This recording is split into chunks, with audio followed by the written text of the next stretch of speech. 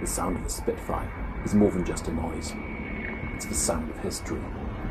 Today, thousands gathered at Fairwood Common to celebrate the 85th anniversary of one of Wales' most important wartime airfields, RAF Fairwood Common, which defended Swansea and West Wales.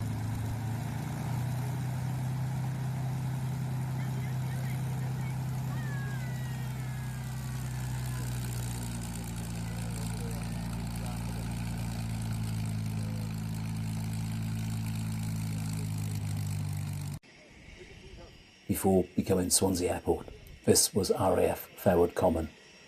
Construction began during the dark days of the Second World War, and after nearly a year of work, the station became operational in June 1941.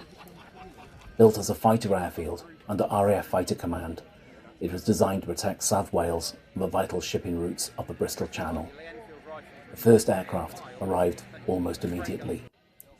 Hawker Hurricanes of No. 79 Squadron were among the first to call Fairwood Common home, followed shortly by Bristol Beaufighters operating as night fighters.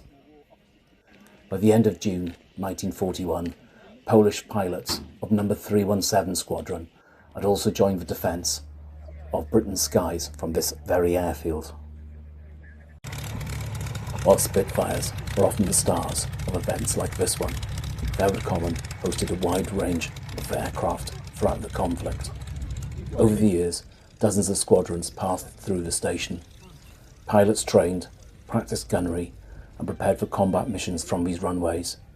Between 1943 and 1946, the airfield became a major centre for armaments practice, welcoming aircraft from across the RAF.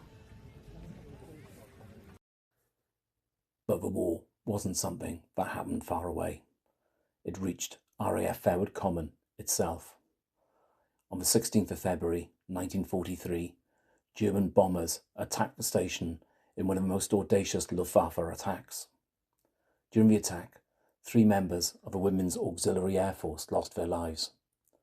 Their sacrifice remains part of the story of Fairwood Common, and a reminder that the cost of war was felt here at home as well as overseas.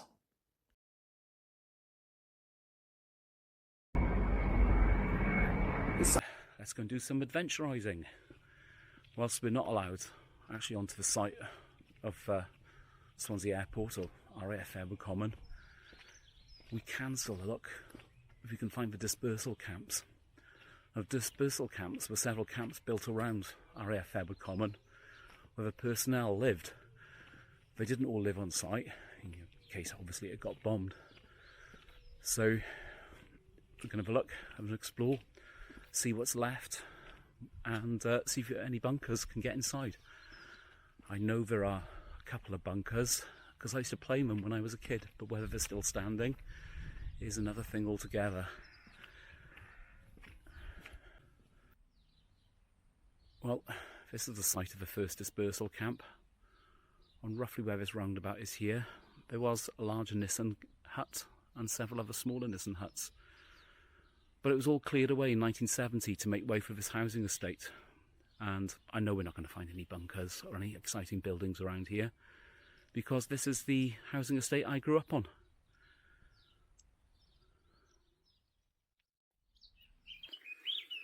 Down here was the Women's Auxiliary Air Force disbursement camp.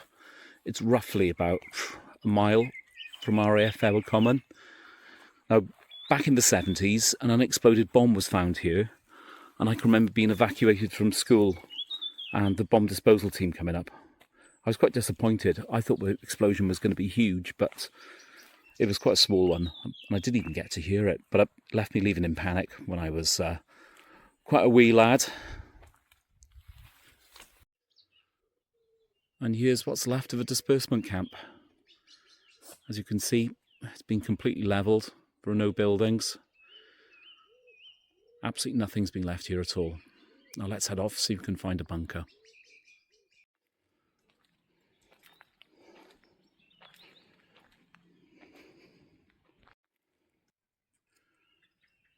Well, somewhere around here, there used to be a bunker.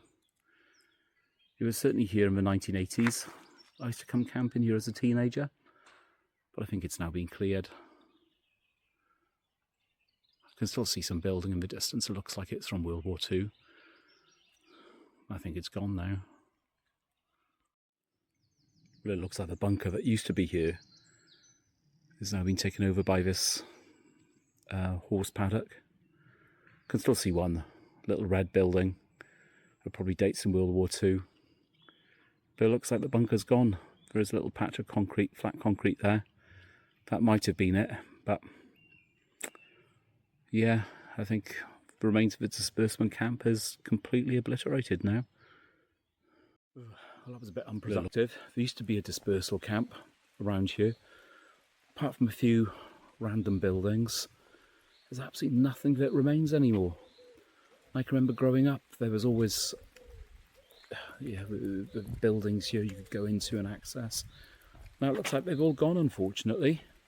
So it's a bit of an unproductive evening. Never mind, there's still one more site left where I think there might be some bunkers, but I'm not holding my breath. Well, that was a bit unproductive. Last of the dispersal camps we're looking at, and this one's looking a bit more hopeful. I can actually see a paved track, so hopefully I might still find something here. And what do we have here? This is actually bunker.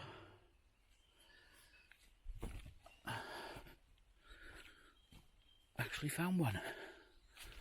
It's still intact. Where's the entrance?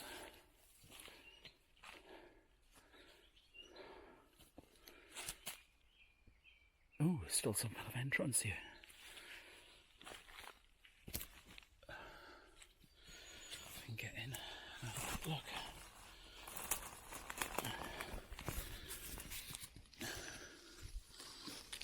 And there we have it.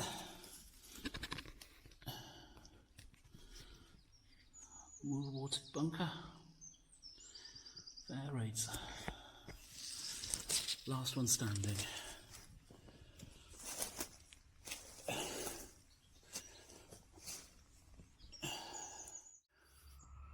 Yeah, some World War II type building.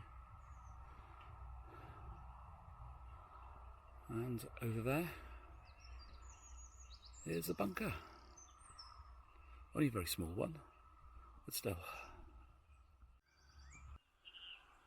It's another World War II type structure with block construction. Still standing. Also here, I think we found another remains of a Nissan hut. Let's go and have a look at the side. Yeah, corrugated iron sides are still there. So these are the last remaining buildings of the dispersal camps. It's a shame there isn't much left of the dispersal camps of RAF Fairwood Common, but events like today's anniversaries are more about aircraft and buildings. They're about remembering the people, the pilots who flew from Fairwood Common, the ground crews who kept the aircraft operational, the Women's Auxiliary Air Force personnel who worked long hours behind the scenes, and the local communities whose lives became connected to the airfield during the war years. The reenactors, displays and living history exhibits help bridge the gap between generations, allowing visitors to experience a small glimpse of life during the 1940s.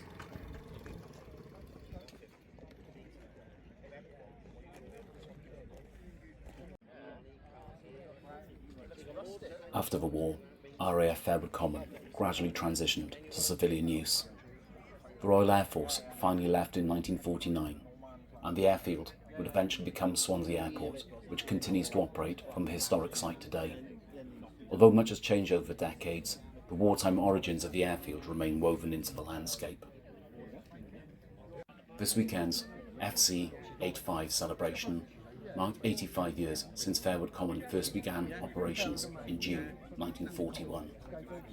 The event brought together historic aircraft, military vehicles, reenactors, museums and aviation enthusiasts to honour the station's legacy. Visitors even had the chance to see Spitfires and other wartime aircraft return to the skies above the very ground where RAF pilots once trained and served. 85 years ago, this airfield stood ready to defend Britain.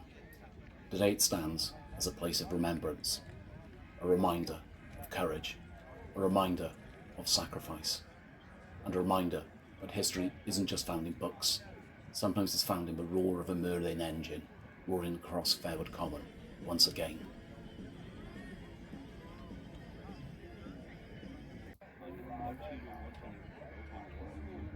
Thanks for watching, and if you enjoyed this, look back at the history of RAF Fairwood Common, and don't forget to like, subscribe and share your memories from this anniversary event in the comments below.